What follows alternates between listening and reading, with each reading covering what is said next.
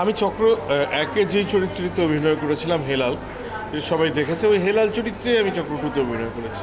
ওই চরিত্রেরই বর্তমান অবস্থা, এই সিচুয়েশনে কী অবস্থায় কীভাবে কী করছে সেগুলো নিয়েই আসলে এই চক্র টুতে হেলাল চরিত্রটাকে রিবিল্ড করা হয়েছে। আমি জানি না যে পরবর্তী সময়ে কতদূর কী কাজ করতে পারবো, বাট ওর সাথে কাজ করতে পারাটা সবসময় একটা আনন্দ।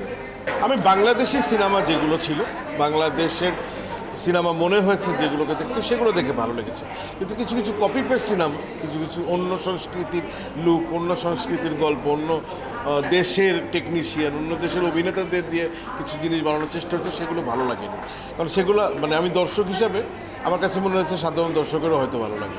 একজন সহশিল্পী হিসাবে যে কোনো শিল্পীরই পুনরুত্থানটা সেটা নিজের জন্য ইন্সপায়ারিং। কারণ অন্যের জন্য আপনি তালি দেওয়ার যদি অভ্যস্ততা অর্জন করতে পারেন, একটা সময় আসবে যখন আপনাকে লোকজন তালি দেবে।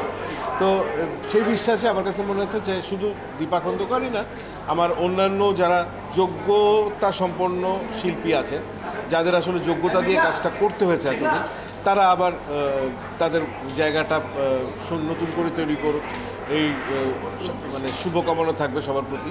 বাট আমাদের এখানে ব্যাপারটা কি, যোগ্যতার বাইরেও অনেক কিছু বিচার করা হয়তো সবসময়।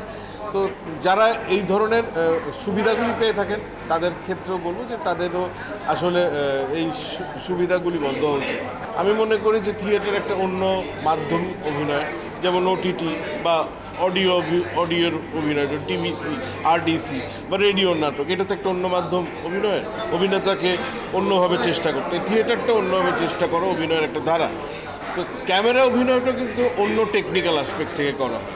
ক্যামেরা অভিনয়টা আসলে অনেক মানে প্রথাগত অভিনেতা যারা থিয়েটারে সফল, তারা অনেকেই ক্যামেরায় অসফল হতেই পারেন, ওয়ার্ল্ড ওয়াইডই আছেন।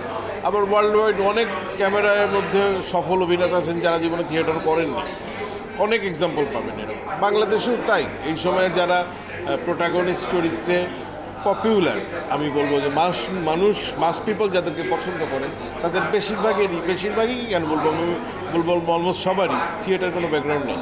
তো এটা একদম আলাদা মিডিয়াম, তো এটার সাথে মিলানো কোনো অবকাশ নেই। তৌসিফকে আমি একদম এইখানে কাজ করার আগে থেকে চিনি, বাঁধনকেও তাই। বাঁধন যখন লাক্স করে তখন থেকে আমি চিনি।